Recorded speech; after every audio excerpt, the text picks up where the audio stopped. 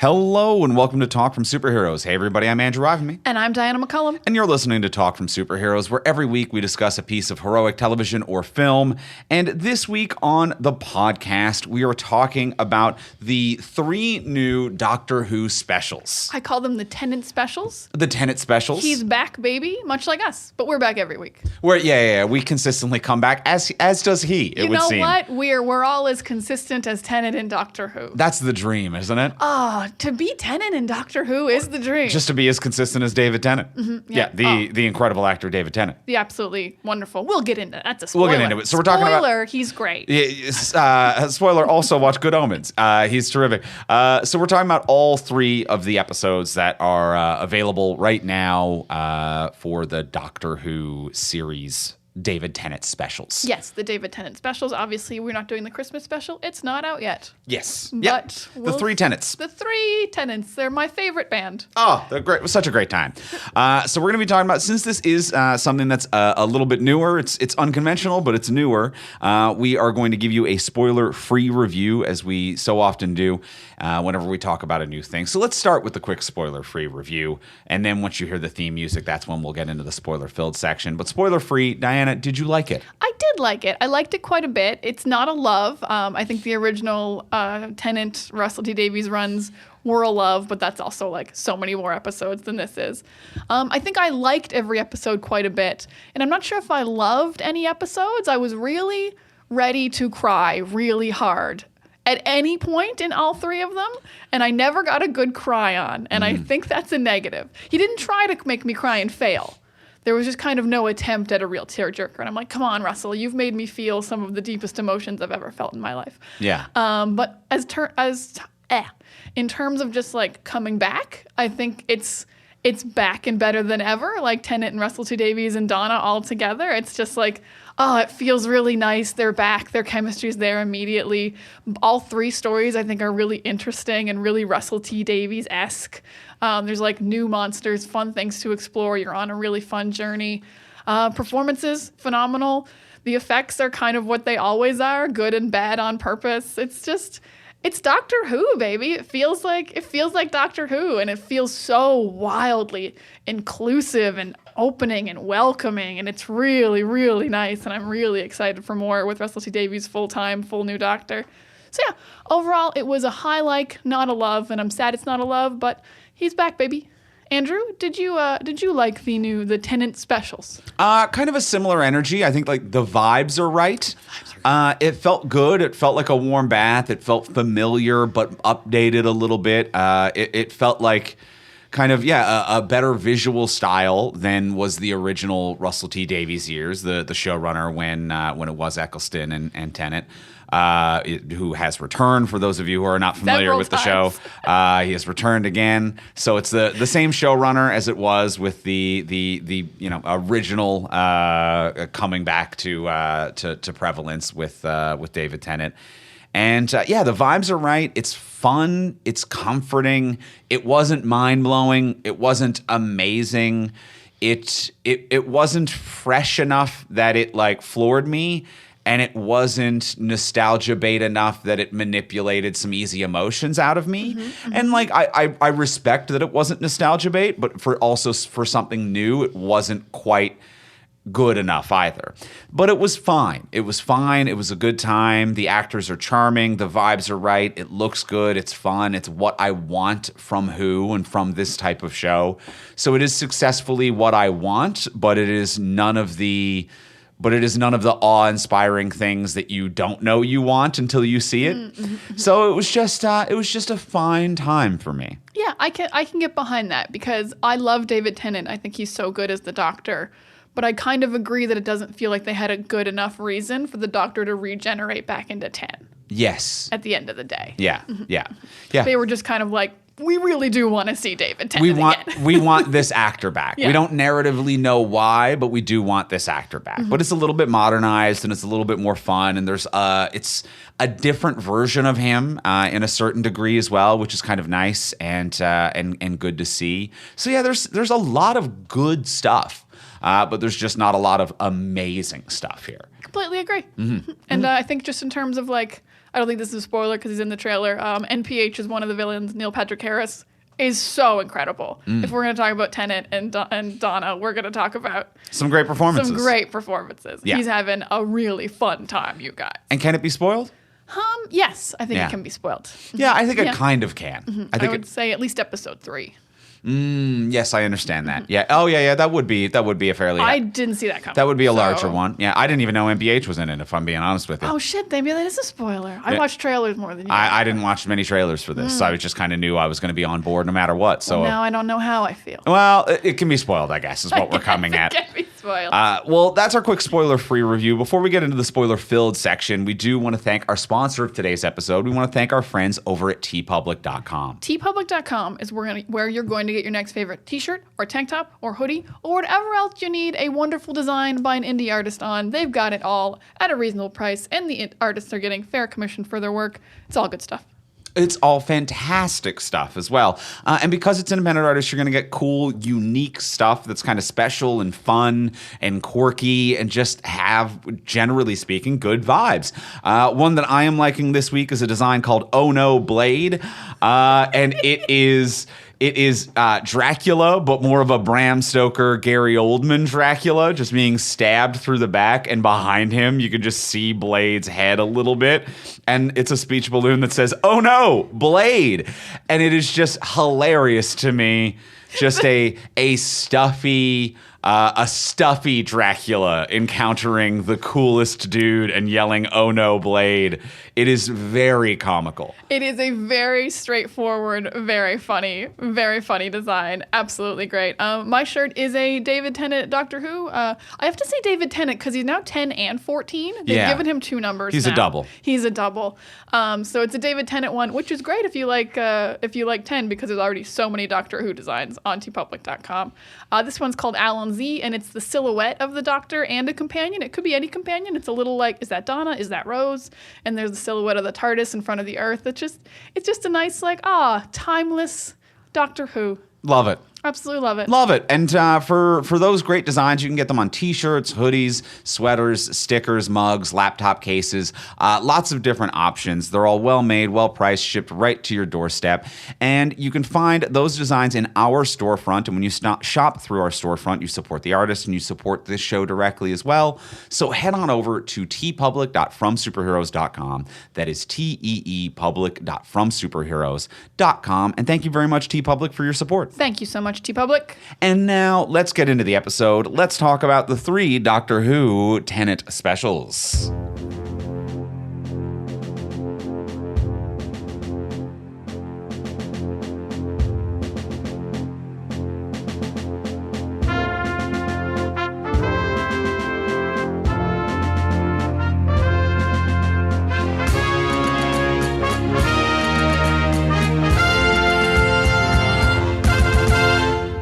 All right, so Tennant and Catherine Tate are both back, and they're both phenomenal. They are a lovely balm on my soul. It's delightful to see them. I love Donna.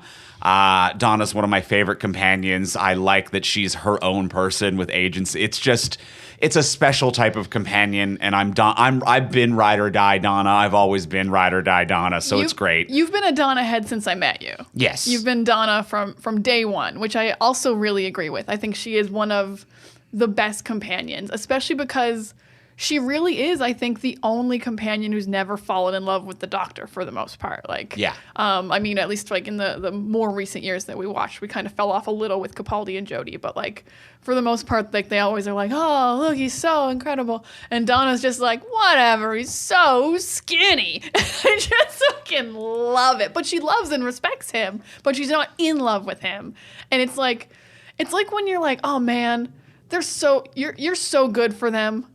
Right. It's that yeah. feeling of like, oh, you guys are so good together. You're both healthily together. They're good for each other. She keeps him in check. Like, he needs someone who gives him a ribbing, like someone who kind of like grounds him to be like, you're not that clever. You're actually quite dumb in many ways. You're very dumb. Yeah, and he needs someone who doesn't like look at him like he is the Santa Claus / their dad and love interest, which is actually kind of, I find, exhausting a lot of the times about modern day Who companions, where it's like, I love that you're my magic Santa Claus dad lover. And I'm like, you need to have some kind of a choice outside of this person. And Donna is that. Also, Catherine Tate is hands down the best and most talented performer to be in any of these roles. Like, she is a dynamo of force, an actor who understands comedy, understands timing, an actor who is, I think, one of the few companions who has made performance choices before showing up on set, rather than showing up and simply reading the things that are there. Oh man, some harsh love for Donna now. Yeah. Well, I don't know if I want to get into defending my other companion love. Sure. I'm actually also a Rose girl. Okay. But I love the romance of the Rose storyline. Yep. I think it works out well. But yeah, in terms of performance, she's obviously the funniest. But she also is, the drama is, like, when she's begging to not get her memories erased, that's other seasons, that's not this season's. But she can really also bring the emotion. Oh, yeah. Oh, absolutely. Absolutely. So Catherine Tate can do it all. She can do no wrong. And it's so nice that they brought them both back. Because, like, I think if you bring back a companion who was in love with the Doctor, then it's like, oh, it's going to be this epic romance. Whereas, we're in the spoiler-filled section now, we can say what the Doctor needed was a friend and a home. Yes. With no expectations put upon him. And that's really nice and of course that's what Donna is. Yeah. Yeah. So this whole thing just ends very well, and you need Donna for that. Like, if you're not going to kill off Tennant, there's no other ending he can have than being with Donna. Like, the person who, like, has her own life, has a husband, has a father, is surrounded by people who the Doctor also loves. Yeah. As well, is the closest thing to family. Whereas, like, when you look at Rose, like, even though, like, Rose isn't my storyline, but there's a lot that I love about Rose. Not as much as you, but there's a lot that I love about Rose. But everyone who's in Rose's life, the Doctor outright hates. He learns to tolerate. He learns to tolerate her miserable mother and her boyfriend, who he thinks is a literal pile of garbage. Yeah. Like, everyone in all of the other companions' lives are obstacles to him being the sole focus of their attention. Whereas everyone in Donna's life is lovable and fun to the Doctor, and frankly to me as an audience member. But, like, everyone else is enjoyed. Of course it's Donna. Yeah, Donna's family also, I mean, what's really impressive about Donna's family is that, like, we shouldn't like Donna's mom, who's, like, is an obstacle to the Doctor most of the time. She thinks she's a J. Jonah Jameson, that guy's a menace kind of vibe to the Doctor, but she's still likable. Yeah. And you still are like, all of her intentions are in the good, right spot, because she's trying to defend Donna. Yes. She's trying to protect her daughter from her mind exploding and from going off into space. And yeah, so her intentions are in the right place of her being an obstacle. Yeah. Whereas everyone else's family is just kind of like, meh. Yeah. I don't know how else to describe them as a whole. Well, everyone else's family are sketch comedy characters. Whereas Donna's entire family and Catherine Tate as a performer are all performers who deeply understand comedy, which is the most difficult thing to truly understand. And I don't mean to be a goof, because there are some comedic performers who are just well cast or who are caricatures, or who are funny in a situation. But, like, some performers truly understand comedy, which allows them very easily to switch it into drama because they understand why this is funny, what this person's motivation is, and how to switch that into something tragic really quickly. And Catherine Tate is a phenomenal performer in that regard, to be like, I understand how to make this funny, not just because it's a silly word or my reaction's big, but what the core emotion of who Donna is as a person and how that timing makes this funny, and if I alter it, how I can turn it into drama. And every member of Donna's family knows how to do that. And I would say, even for, like, a younger performer, even the addition of Rose within the first episode, who I think is a great new character, and obviously this is a younger performer who's trying to keep up with a cast who have a previous rapport and relationship, who are elder performers with more experience and more experience together, and she's having to keep up. And I I think she does a very good job of fitting in well to this family, which is like hopping on a treadmill that's running at full speed. So that's a great challenge for a performer as well. So I think Catherine Tate is like a platinum status performer. She's phenomenal, and everyone that surrounds this character stepped up to her level. I would agree with that, because I will say I think like I liked all 3 episodes, and this is a compliment, not a complaint. I think the best scene of all 3 is when they're at Donna's house trying to hide the Meep and the doctor from Donna because her memories aren't allowed to come back, but they're also trying to figure out what the Meep is, and then Unit arrives, and it is this absolutely chaotic scene, and it's so long, and it's so funny, and it doesn't work at all if all those performers aren't crushing the crosstalk, if they're not crushing the panic, if they're not crushing the motivations of what we're each trying to accomplish in this scene as we move over each other, or try to hide the doctor, or try to hide the Meep. It's such a good scene, so full of characters that can go wrong really easily, but it turned out perfectly and so funny. I could watch that scene like 8 times. And a scene that is set up on the premise of, I am worried my friend will die if she remembers me. There's stakes. There's stakes. It's a scene that is built on drama, then a Benny Hill farce with aliens and guns simultaneously. And there's so many moving parts there that for it to even be functional is a tour de force. And for it to be great is so wildly impressive with how many moving pieces are happening there. Mm-hmm. So that was probably my favorite sequence of the 3. Although I think in terms of concept, I think episode 2 was my favorite. It's 2 was great. It's such literally a 2-hander. It's only got Donna and the doctor in it, but this idea that these like shapeless beings are trying to figure out structure and having form is so interesting, and like they do such a good job of like, they know us, how do we know who's real? It's a very interesting question about like how we fight something that is us. Yeah. How this like, and the mystery of like, why did the captain go out the airlock? I think episode 2 was really phenomenal. I agree. Episode 2 was my favorite. Mm-hmm. That at the edge of space, and just it being a 2-hander, like the crux of this return is like, why are you back? And now I remember you. Are you okay? And getting them kind of alone and together and having these discussions, I think that like that was a strong emotional core. And then fun, scary creatures that also were playful as well. Like the arms are too long. Arms are too long is so funny. Arms are too long is so funny. But then there's that emotional crux of like, there is such a good emotional scene happening, and you're not sure if these are really the doctor or Donna in any particular scene. Mm-hmm. So there's this like little like The Thing movie happening as well of like, oh, I'm not the Thing, but you might be the Thing, and we should blow you up, I guess, but not. Episode 2 was wildly creative, very fun. The mystery of why that robot's moving so slow. That was really clever as well. It was clever. It was clever.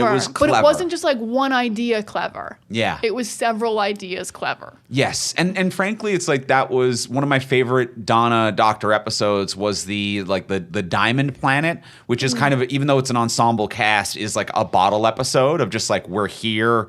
Who can we trust? Which one of us is? It was, if I remember correctly, there was kind of a like, someone's talking through everyone. Yeah. It's passing from person to person. And that was a really good episode for me. I like the two of them, just like we're here, we're in this together, and we're performers. And that's Donna's the funnest thing. Not really in that episode. No, that's a Donna Light episode. Oh, is it? She's there at the beginning, and she stays at the spa, and he goes off on the trolley. Withdrawn. You know what? Withdrawn. But it's a very good episode. Withdrawn. Very good episode. I'm remembering it incorrectly. Withdrawn. Merlin from the show Merlin is in that episode. Well, so it's that's one of Diana's favorites. That's a banger, but my comment is withdrawn. Withdrawn, Your Honor. Withdrawn. Now, this does lead me to, I want to say, one of the negatives of this series is I really want to know what the fuck happened with Catherine Tate's audio. I also have a note about Catherine Tate's audio, because it doesn't seem to be David Tennant's audio. It's just Catherine Tate's. Someone fucked up bad on the production side. I am talking like, you need to be fired and let go. You ruined this. Someone fucked up really bad with Catherine Tate's audio. You're the audio man. Tell everyone what you mean. What I mean is that I think something went terribly wrong either with the files or with her microphone on set. For 3 episodes. For the whole thing. For the whole thing, I don't know what happened. They clearly lost Catherine Tate's audio, or her audio was literally unusable, because all of her audio is ADR, which is a thing we've brought up on the podcast before. Most people know what it is nowadays. It just means that they had to go into a studio later, an audio studio, and re-record their audio over their scenes. And Catherine Tate's are all ADR. The sync isn't quite right. A lot of the times her lines are delivered from the back of her head, which is another trick when like movies and TV shows need to change a line and it doesn't sync up with the lips. They'll cut to a character's back of the head and then have them recorded in a studio later, so you don't need to worry about the lips syncing up.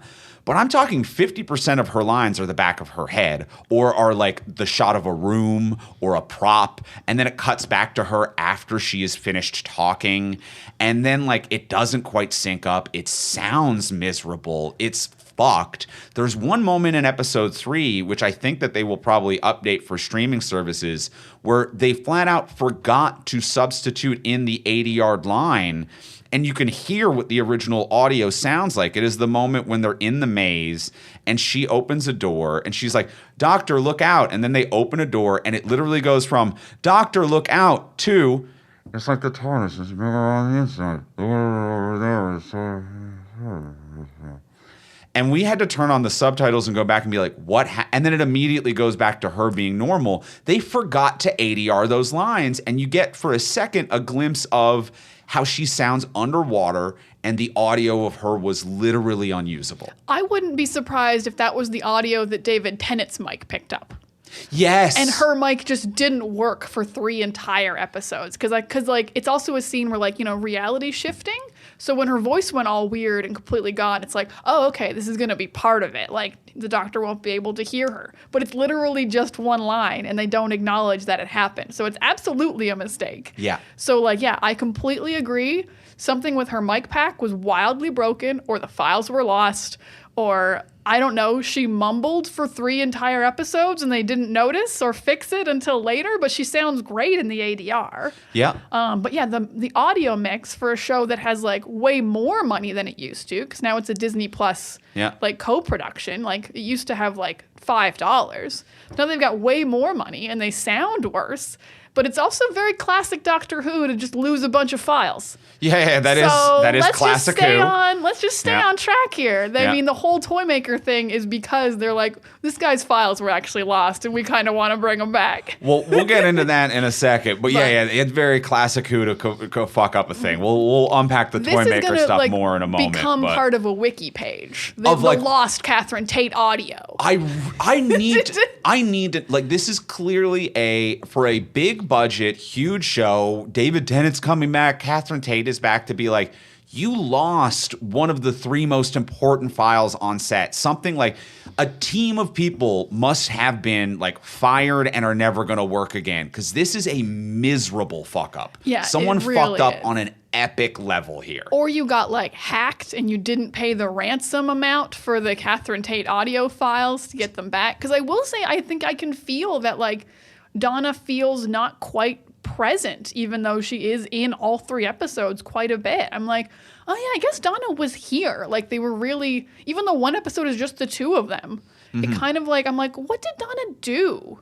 Yeah. For 3 episodes. And because she's kind of ADR'd and it's back of her head the whole time, you just kind of feel like she's a little absent. Yeah, just a big logistical production screw up that really kind of hurts the overall vibes of all of this. And then there is added to that, I would say, to continue on an audio front, and the last kind of the thing that I will bring up there is that even when it is functional, even when the ADR syncs up and it works and everything is functional, it is still suffering from the problem that Who has suffered from since Capaldi and and when Chibnall took over and Capaldi switched over.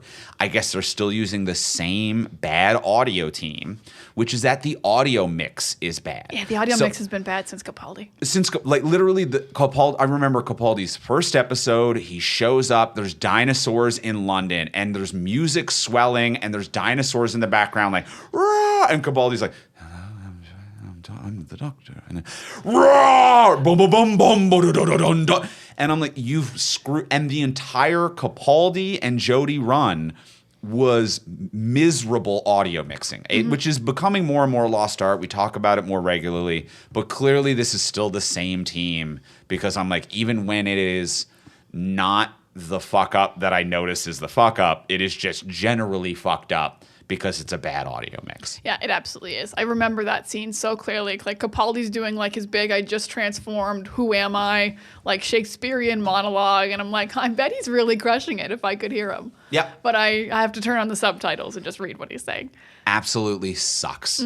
Absolutely sucks. Let's hope it gets a little better as we go with Shooty Gatwa. Yeah, I hope that they Russell is allowed to fire people. Maybe he couldn't for the 3 specials. Yeah, I don't know. Whatever audio studio had the contract since the Chibnall Capaldi years, that they fire and they break that contract and they start with a new audio producer and a new audio studio who can get it back to what it was during the Davies years, so that I can actually hear what happens on this show.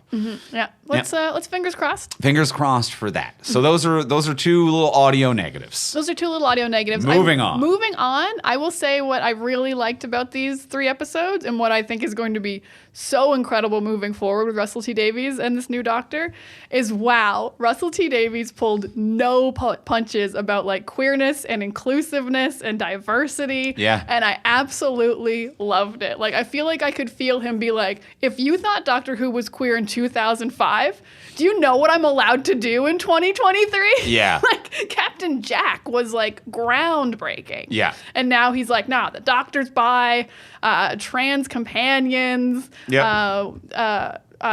unit main characters who use a wheelchair. Like, there's a wheelchair ramp in the TARDIS now. I'm like, oh my God. Even little things like one of the unit guys in the Meep episode was just in a turban, and like it wasn't a big deal. And he was one of the good guys. And I'm like, oh, he didn't got evil-fied. He was just a fucking guy who worked at unit. Love it. I love this. God, Russell T Davies, you are crushing this. And like, there's been like a couple little complaints about a few of the things that people think weren't spot on. But Sure. I will take someone trying their best. Oh yeah. Every single day. Yeah, absolutely. Like, and I think you hit the nail on the head. It'd be like, for what little they were able to do in the original run, to be like, Davies was allowed to queer code some characters back then, to be Captain Jack kissed a couple boys. It's 2023. We're about to get fucking wet and wild, and I love that. I love it. Yeah, the new Doctor didn't have pants on. Yeah, terrific for stuff. His whole intro, and seemed wildly comfortable about that. I absolutely love it. Yeah, it's gonna be a fun ride. Well, I also even too just like the way that it is more emotionally vulnerable as well. That be like, there is a more openness, I think, in every regard.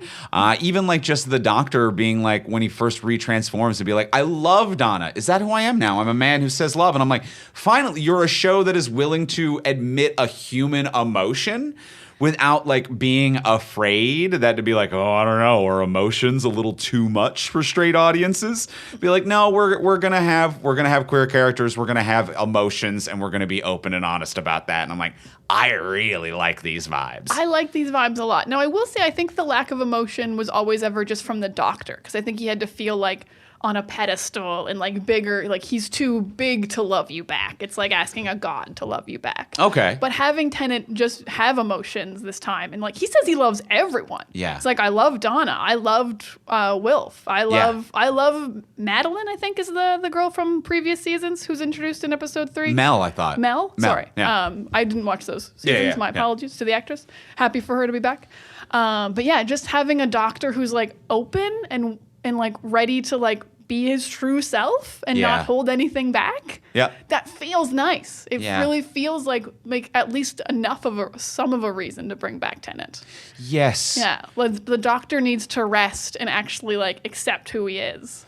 And also love people. And it also feels like it gives a very kind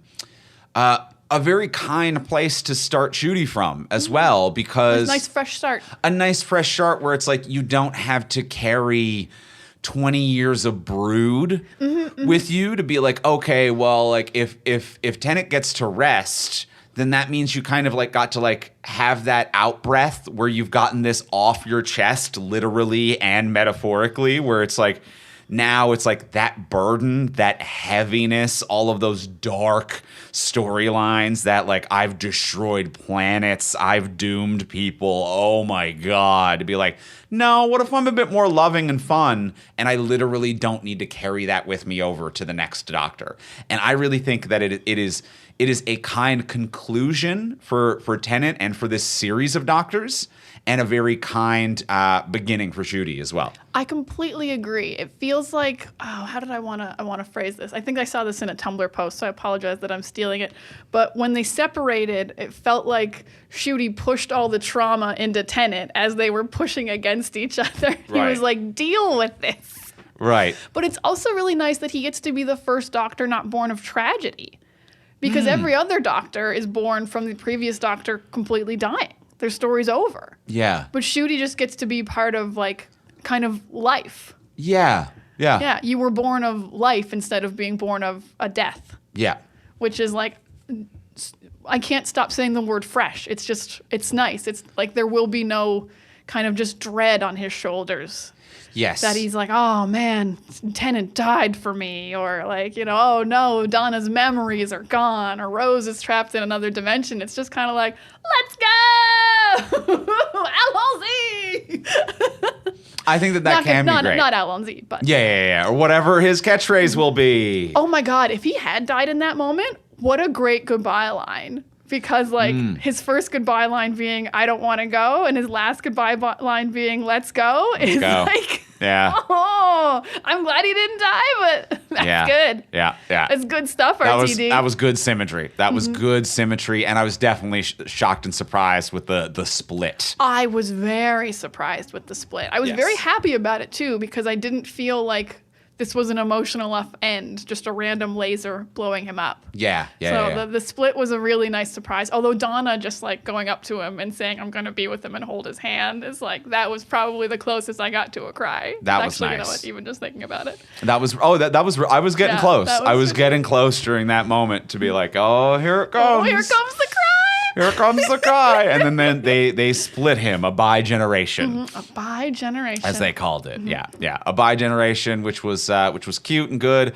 I do think it's fresh. I'm going to be interested to see, you know, how they play this now with the next Doctor going forward. The only concern that I have is that it might be a little bit of like have my cake and eat it too, to be like, well, now is it going to be like, well, we're doing the show, but also we can do a Tennant special whenever we want to cash in really quickly. And to be like, I think that a new Doctor deserves not to have that sort of Damocles hanging over their head at any given time. Narratively, I really enjoy this. For the next Doctor, I enjoy this as a conclusion. I feel this is very rich narratively.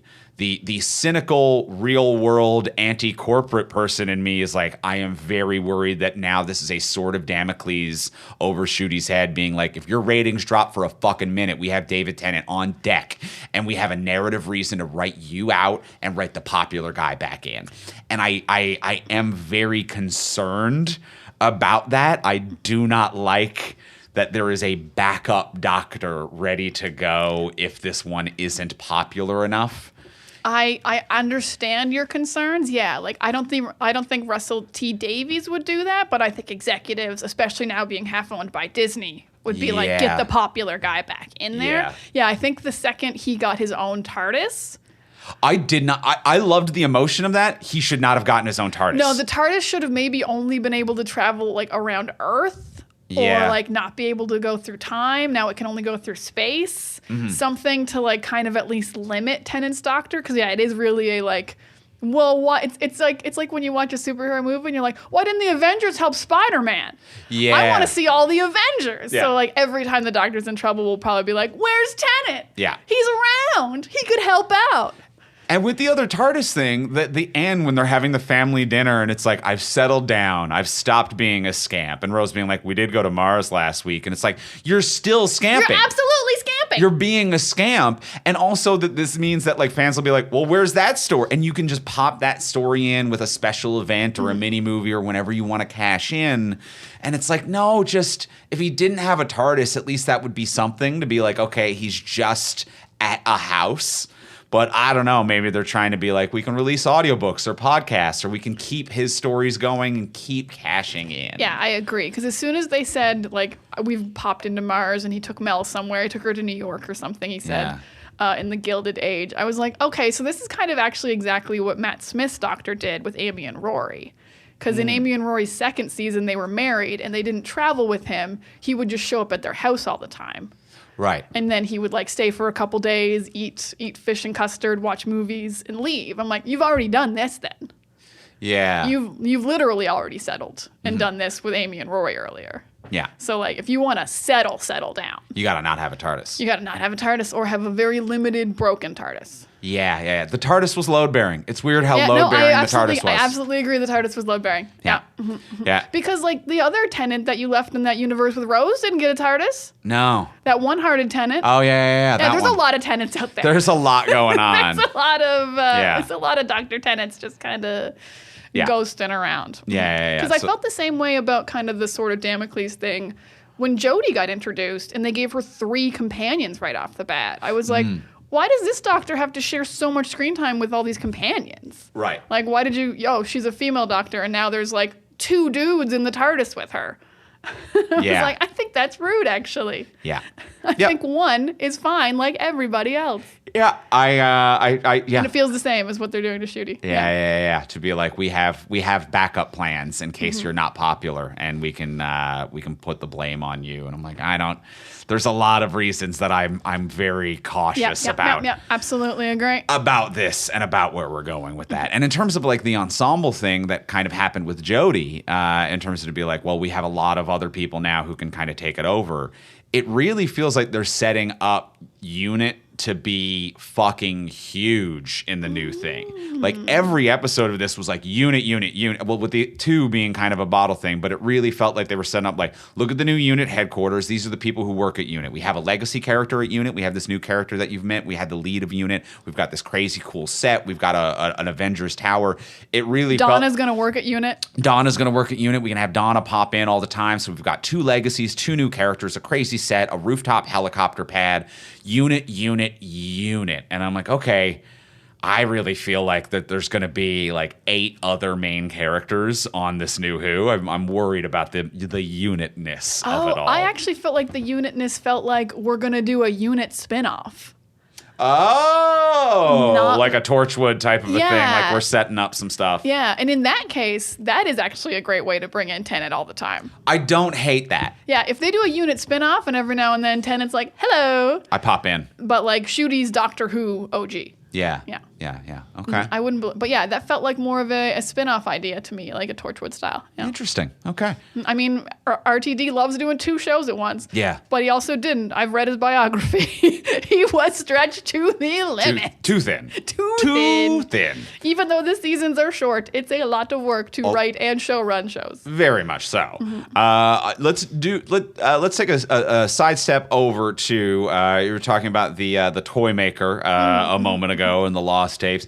NBH having the time of his life, as he always is. I've never seen a man having more fun. What a blessed career. Like Tennant's having fun, but he's also like, he's getting an emotional core, and he's like, he's really going through the ringer. But like, Neil Patrick Harris just showed up, and he's like, I'm going to do 4 different accents, but that's part of it. That's part of it. I'm going to dance to Britney Spears. Oh, those Spice Girls. I'm going to dance to Spice Girls, and that's part of it. And oh my God, it's a fun character, and he's crushing it. Like, this should be the new Master. There's been so much Master. I would love if Toymaker was just like the running guy. Yeah, Q meets Mixelplick. That was all I was thinking. It was Q Mixelplick. It was Q meets Mixelplick. Yeah. And I loved that. And frankly, I'm like, okay, we've talked about this on just a Star Trek side tangent. I know everyone loves Q. I'm like, I find it a little exhausting. I'm like, it's a great performance. You understand this character. Everything makes sense. I don't love the Q episodes like other people love Q episodes. I'm like, it feels like it's dealing with a baby, and it actually makes me tired afterwards. I don't know. But I feel like whenever we watch a Q episode, you're like, I don't like that there's no rules. Yeah. Like, he can just do whatever he wants, and that's like, there's nothing fun about that to me. It's just chaos. But but this was one where I'm like, oh, this is Q. This is how that character works in a way that I really vibe with. Yeah, it's Q who's obsessed with one person, which is very Mxyzptlk-y. So they're both kind of these giant entities that can do whatever they want to reality. But it's Q if he was like not quite as, but like the more controlledness of Q, whereas Mxyzptlk's too crazy. Yeah. But like but with rules. Like when he's playing a game, all the magic disappears, and you're like, there are rules. Like Mxyzptlk in his name said backwards. Yes. So he really is the ultimate amalgam of these two. And he doesn't cheat. And I love that. I love that he doesn't cheat. Yes. Love that. He's having so much fun. He's got set rules. I would say my only complaint about just like the episode story-wise is there wasn't really like a clever way that they beat him. No. They really just played a genuine game of catch. Yeah. Like it wasn't like there's two doctors and one toy maker and they were like, let's pretend to throw it to each other, or like let's palm the ball and then there's a second ball or something. Yeah. They really were just like, just keep throwing it until one of us doesn't catch it. Let's see who's more athletic. Yeah, a bit strange. Yeah. That felt like it was a little underwritten, I might say. Not the most clever defeat of a villain I've ever seen. Yeah. So I'm with you there, but I loved the character. I love NPH. Talking about NPH having the time of his life, but also I don't think I've ever seen NPH in anything, in any role where I've been like, man, that guy didn't want to show up to set today, huh? Everything, regardless of the quality. NPH. I haven't watched Doogie Howser.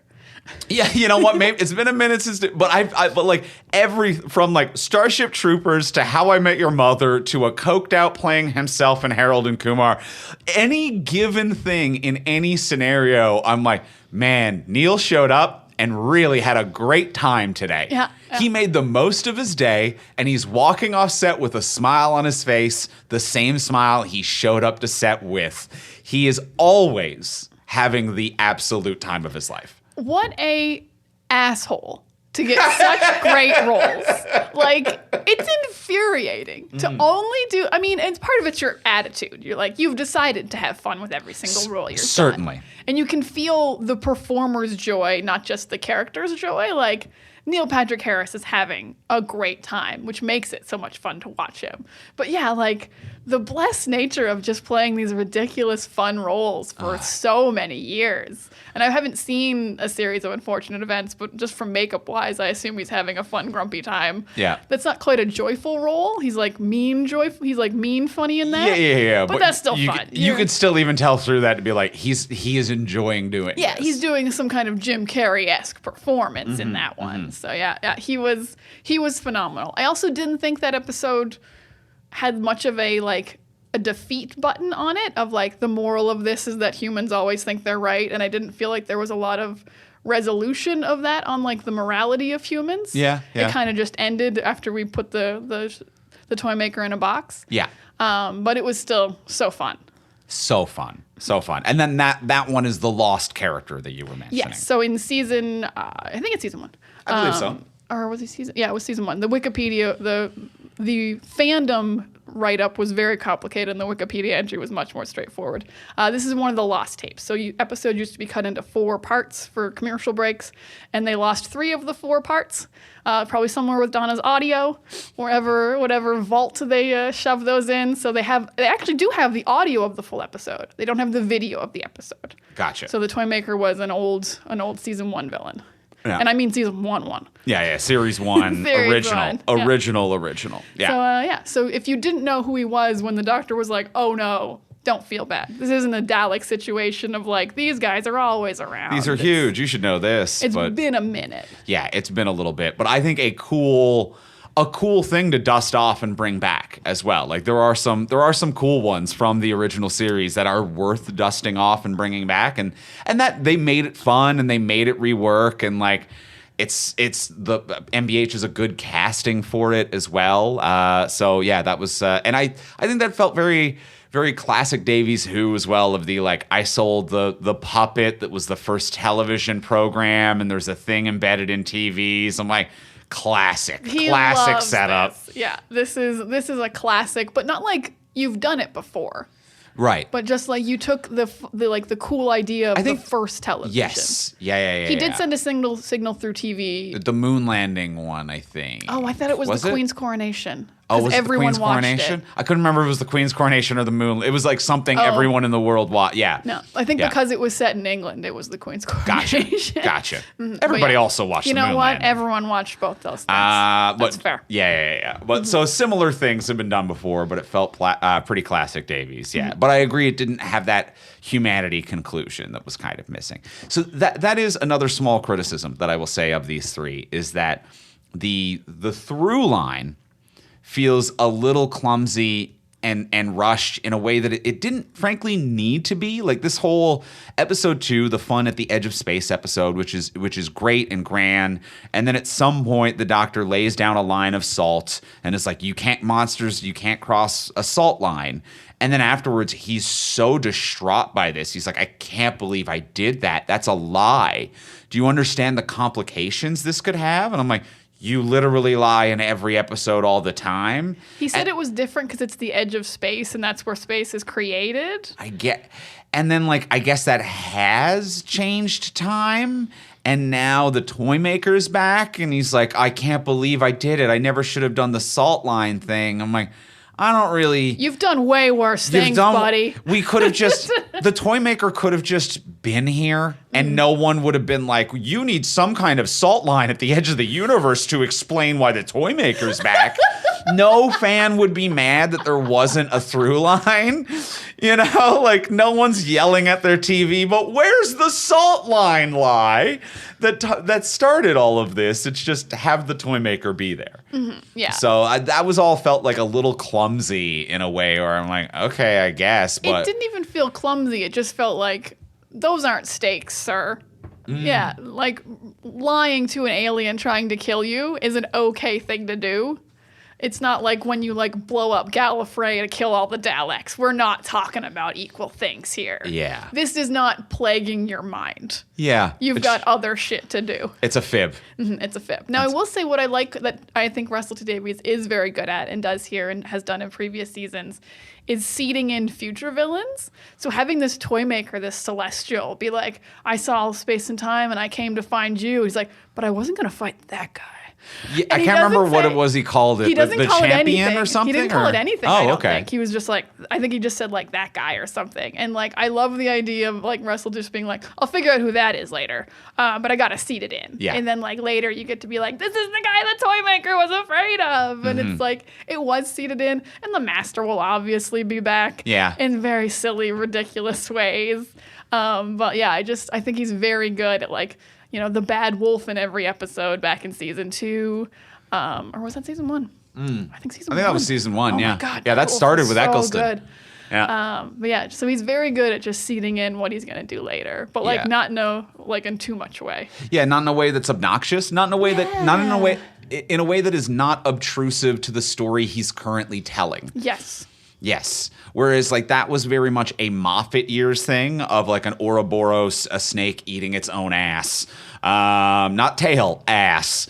Where it would be this happened because it happened, and then it happened because it happened. And remember when that happened, and that's why that happened, and it happened because you've already seen it happen. And it's shut up. What is this scene?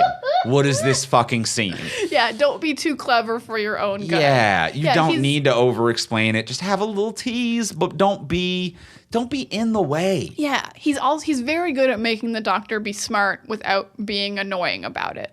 The scene where he's fun. figuring out why the captain went out the airlock, but he's trying not to because if he knows, then the aliens are gonna know. Fun, very fun. And he shows how smart he is, and Donna has to be like, stop it, and you know why Donna's there, and she's got a purpose to being there, and he's like, I can't stop being smart. It's really, that's how you write a smart character in a way that's not annoying. Yeah. Even though it's a kind of an obnoxious scene, actually, but it's not. I loved that scene. Oh, I loved that scene. I loved it. I can see how it would be you are too smart. Shut up. Yeah. Okay, I get that. But no, yeah, I can see how it would be that to some people. Yeah. We did touch on very briefly about how we didn't think there was a good enough reason to bring back 10/14. He didn't have very much unfinished business. But I will say I do think there is something nice about they do make a good job of being like, his life is too hectic and he's never stopped. And I think it gets very highlighted when you look at all 3 episodes and you're like, Donna had to wear the same costume for all 3 of these specials because all 3 episodes are so back to back. Like, so it's like, that is what his life has been like. And you're like, oh man, he really has been running himself ragged to the point where I don't know if they put makeup on him or if this is just how David Tennant looks now, but like the doctor did look tired. Yeah, he did look tired. Not in a way that he looked on Good Omens, the show he just finished. Sure. Like, I feel like they maybe highlighted it. I was like, yeah, you do look exhausted. You look great though. It's a weird balance. I'm like, David Tennant, you look great, but the doctor looks tired. He looks great, but they just didn't, like, the hair and makeup didn't fight his age in the way that television often does. It was just like, here is this man. Yeah, this man in his 50s. Yeah. Looks like this now. Yeah, absolutely. So I agree with that. That it really does highlight to be like, you've never taken a moment for infinity. Yeah, like when you, and that kind of makes you like, I think it made me like really think back on all the doctors. Like as soon as one of their companions die, they really do just get back in that TARDIS and run. Yeah. They never like have a funeral. They never take a nap. They never have a meal. Yeah. Like I never see the doctor eat, which is actually maybe why the end scene is so important. Because it's like, have you ever sat down and eaten food? Yeah. Like once he does stop, honestly, he should collapse into an absolute mess for a year. Oh man, he should regenerate again. Like he should be. He should be dead. Like woof. Like the way that people in real life, when you experience tragedy, can keep going, but the longer you keep going, the longer you collapse at the end of it. Yeah, your body will shut you down eventually. Yeah. To do that for thousands of years and then stop, it's like he should be it should take him a minute before he's having some nice meals with Donna's family. Before he's having their Fast and Furious ending, which is exactly what this is, and I adore it. Yeah, it is him and Mi Familia, and it's found family and a bucket of Corona it's or casserole whatever instead of Corona, but that's just fine. Yeah. The British equivalent of a bucket of Coronas, Stellas. I don't know just a bucket of Stellas and Mi Familia, and it's the Fast and Furious ending. The TARDIS is their cars. Yeah, absolutely.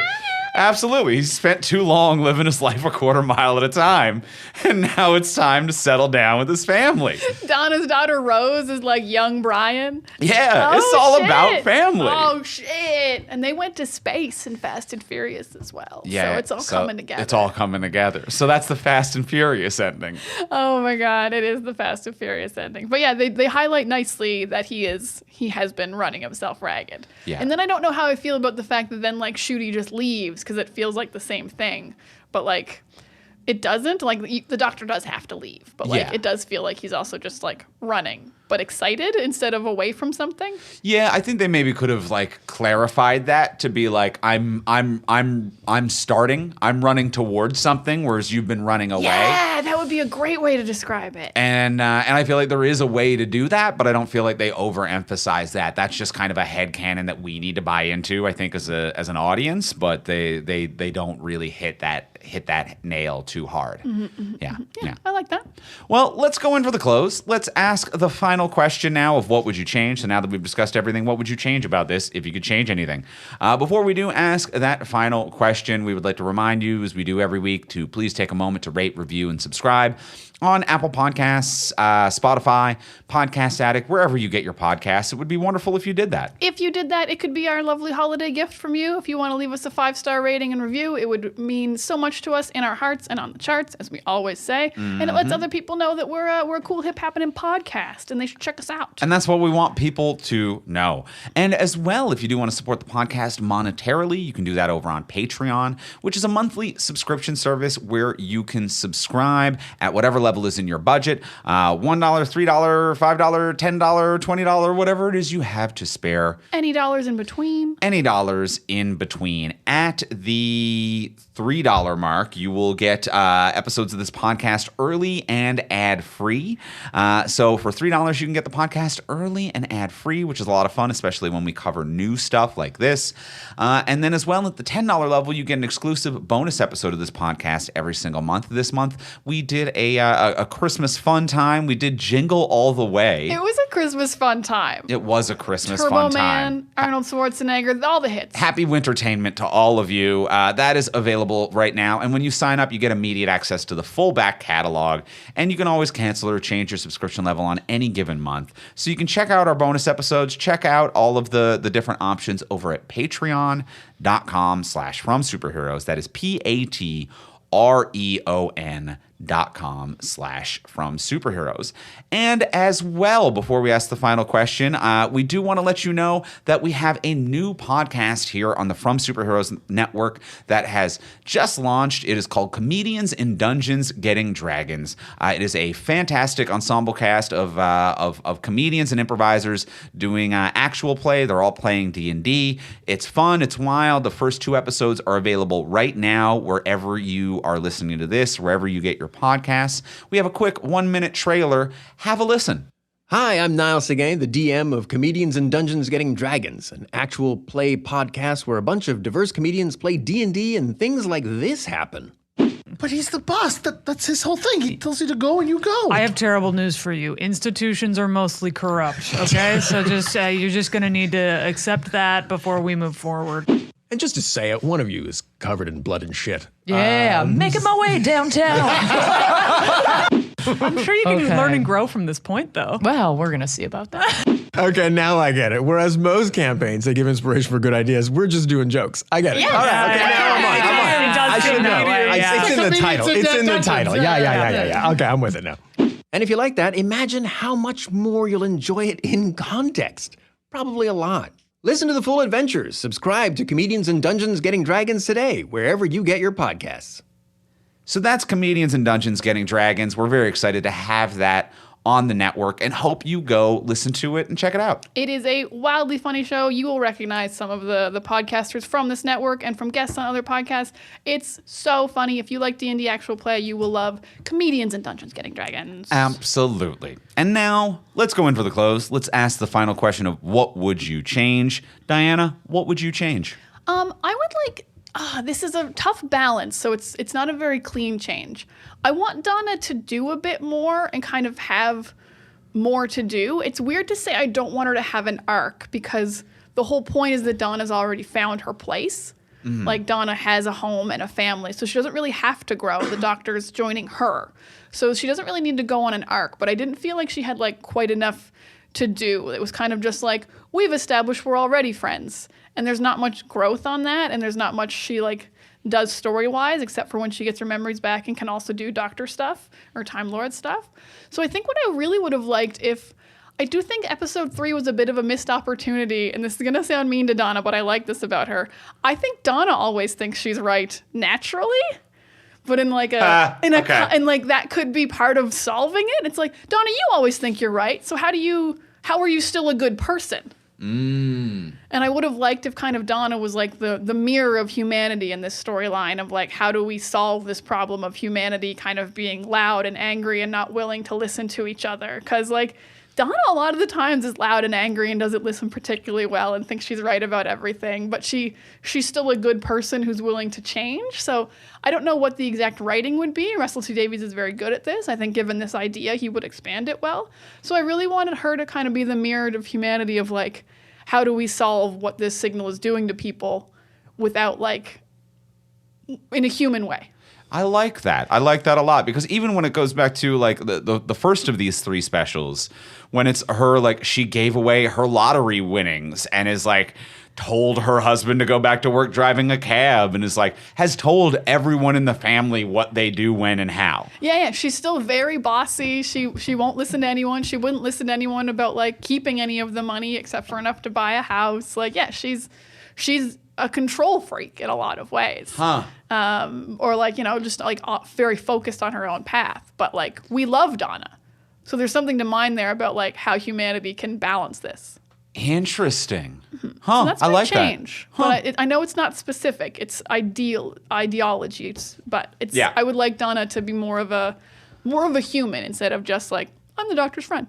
Interesting. Okay. So I like that's my change. Andrew, that what a would lot. you change? I am on board with that. I agree. Not all of our changes need to be as specific, like laser focused, but I agree with that as an overall change. Mine is just a very simple technical and production change, which is get your audio right.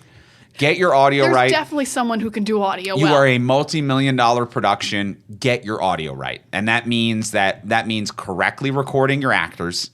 That means taking care of those files. That means doing better at your ADR. That means getting a higher quality audio mix that allows your actors to be heard. Just in general, do better. From a technical production side for your audio, do better, because this is a failing grade for audio. And that shouldn't happen on a multi-million-dollar production. It just should not happen. So that's my simple change. It's not big, it's not grandiose, it's not artistic. I know mine isn't a glamorous change this week, but it is just a find and do better. I mean, it's a change that would make the show way better. Yeah. Yeah. So that's kind of what the change is all about. Yeah. And of course I agree with that. Yes, I would like to hear Catherine Tate's wonderful performance and not just hear her recreated in a studio when David Tennant's not there with her. Yeah. And a performer like this deserves that as well. Yes. A performer like this deserves that. She absolutely does. Well, that is going to do it for this week for us talking about the new Doctor Who. Next week, we will be back and we will be talking about Godzilla -1. Woo! Woo, we're very excited to check it out. We've been hearing nothing but good things. It was a limited theatrical release, but it is now moved to a wider theatrical release, so it might be available in your area. We hope it is, but we'll be talking about it next week, Godzilla -1. In the meantime, if you want to get a hold of us, you can find me online. I'm on Instagram, Blue Sky, and Threads. I'm at Ivamey, Ivimey. You can find me on, what am I on? Threads and Instagram at Pics of Diana, and I'm Words of Diana at Tumblr. Tumblr's very fun. You guys should be over there. I'm going to keep pushing Tumblr on y'all. She's having a great time over on Tumblr. I genuinely, I'm the NPH of social media over on Tumblr. Absolutely. And you can find everything from the network, all of our podcasts, articles, webcomics, and everything at FromSuperheroes.com. And we'll talk to y'all next week. Bye.